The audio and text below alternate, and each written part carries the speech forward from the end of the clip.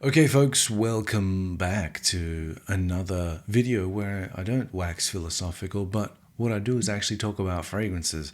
And this is a bit of a special one because I don't usually get this kind of exposure to very limited releases.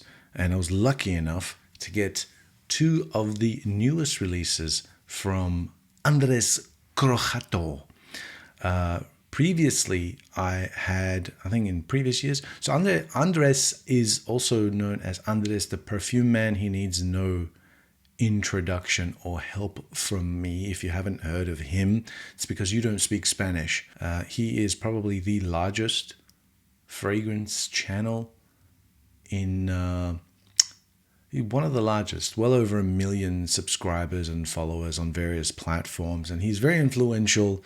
And I think he does a much better job of it than the English speaking counterpart who follows the teachings of Jesus. I think we all know who we're talking about. But Andres released his first perfume a few years back, a couple of years back, and I got a bottle of that. And I remember giving it a moderately kind review. I'll show you what it looks like. Hold on. Oh, I'll never get sick of that because it's just there behind me. I can just grab it and go, here you go. This is what it looks like. All right. This is the first release, Andres Croxatto Man. And the bottle itself is like a little hip flask kind of looking thing. Very simple, very...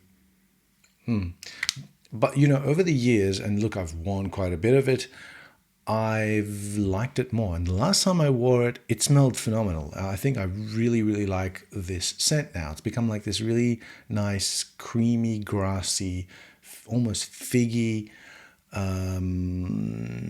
cocktail-y kind of pina colada kind of thing going on. I really like it. That's all there is to say about that one.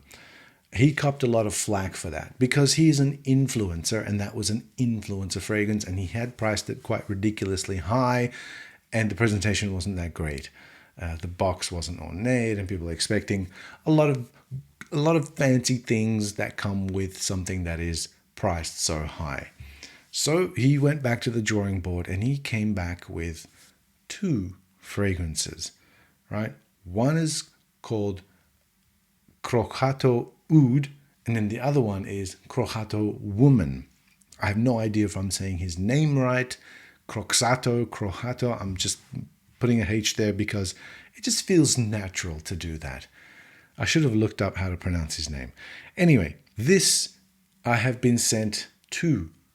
I've been sent these. I've worn them a couple of times already, each, because these were full. A friend of mine got each bottle, and each bottle was limited, I think, to 500 units or something like that, and they sold out. And the one with the oud in it, which is Croxatto Oud, uses real oud, and you can't get it. You have to go on a waiting list to buy it. It wasn't cheap either. I think it was like 150 euro for a 50 ml bottle, and now there's a waiting list for it because it takes time for the natural ingredient of oud to be processed and ready, because this stuff is like aged oud or old oud or something like that. And let me tell you, it's still copying hate because he's an influencer, and this is an influencer fragrance. And I don't see the reason why. And I think if we want to be really objective about things, if this came out from like an unknown house or from already a well-known house and well-respected house, like if this came out from Amouage, people would be like absolutely hailing the crap out of it, because they would be saying, oh wow, they're using real oud. It's really strong, by the way. It's got some bergamot at the top, but it's got Assam oud and Indian oud. And I think both of those ouds are very pungent, very stinky sort of ouds. You do get that.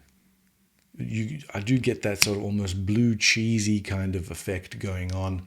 But there's also some note in there called cascarilla. Cascarilla is, let me just look up what cascarilla is. It's another woody and mossy kind of scent. I guess, or scent material. There's tobacco, there's leather, there's Indian woods in here as well. And by Indian woods, I don't know what that means other than maybe there's some spice infused woods or something like that. Sandalwood is an Indian wood. I don't know why that is. I don't know. I don't think it's sandalwood. And there's C notes in here, which is odd, but they're in there and they all work and it all works. And I think it smells phenomenal. I think it smells amazing. And when I first put on the first spray, I thought, whoa, there's a melange of things going on here. But the complexity of the real oud shines through after the initial top notes start to fade and it starts to settle down and all of the notes take their place. I think it's fantastic. I think if you can get on the waiting list and get a bottle, I think it's well worth it. It's not as expensive as some other oud heavy fragrances which claim to have naturals and real oud. The only problem with this one is, where would you wear it? Like, where would you wear it? I would not dare. I would. Some people would. Yeah. I personally would not wear this to the office. I think it would be just way too much for people. I wouldn't wear it out to a club because, first of all, I don't go to a club. Second of all, if I did, I wouldn't wear this because, again, it would be way too much. If I was going for a walk at night or even in the daytime in cold weather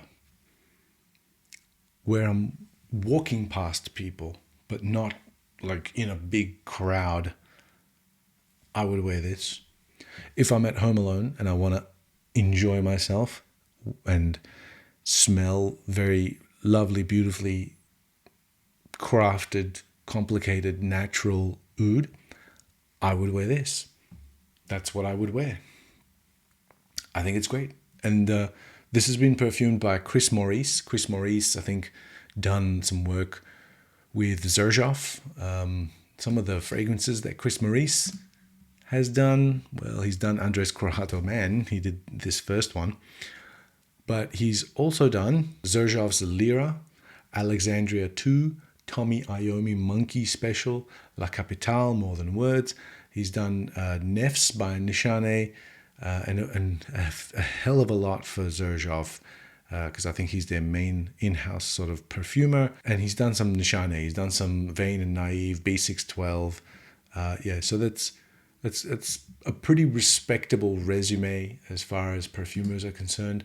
I think he's done a fantastic job with this, especially with Andres himself being the creative director of the scent. I think he did one of those Michael Jackson moves where Michael Jackson came out with his first solo album, which was Off the Wall. He went to the Grammys. It was a disco album. By the time he recorded and released it, people started hating on disco. He didn't win any Grammys and he was very upset.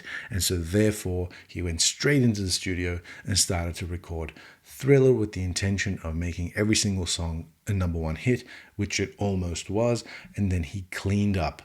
And I think that sort of revenge tour is represented in Croxatto Oud and Croxatto Woman, which is the other one that he's released. Again, it's Chris Maurice that has done it. And this one's more of a tropical fruit kind of vibe.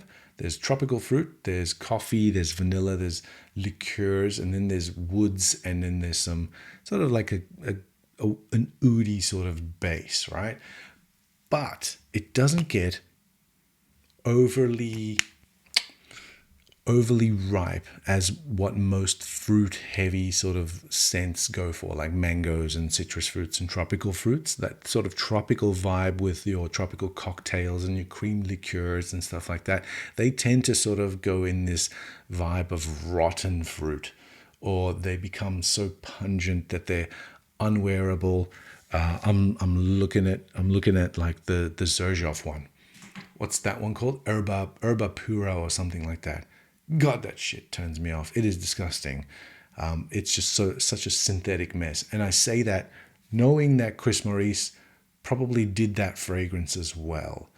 This apparently reminds people of Dahab by Kajal, which I haven't got too much. I haven't got too much experience with, but I will tell you that I did get my friend Chris to smell this, and as soon as he smelled it, he went, "Oh yeah, this smells like Leighton. This smells very similar to Leighton," and a lot of other people think so as well. I've smelled Leighton.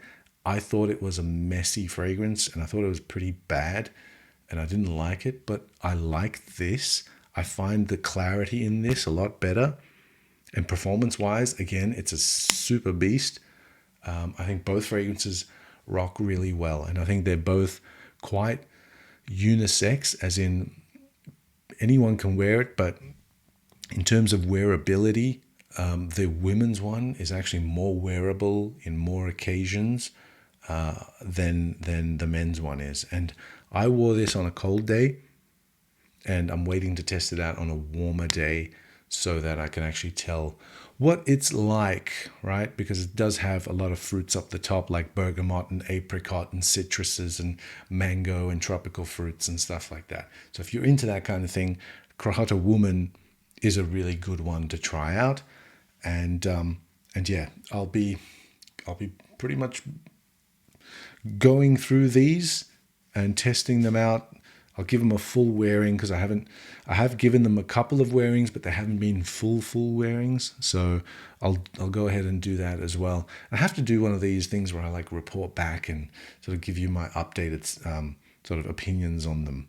But if it's anything like the first one, which will grow on you, then we're on to winners. That's what we are. And they're reasonably priced as well. They're not trying to charge an arm and a leg for it. So the only thing is you can't get them. You can't get them because they're limited in number because of the naturals that are being used. So there you go. That is Croxatto Oud and Croxatto Woman. Stuff that you probably don't hear about in English language. Stuff that a lot of people do hear about if they speak Spanish, which I don't. I should be able to because I studied it and I've totally forgotten it. So, lo siento. There you go. And as always, thanks for watching.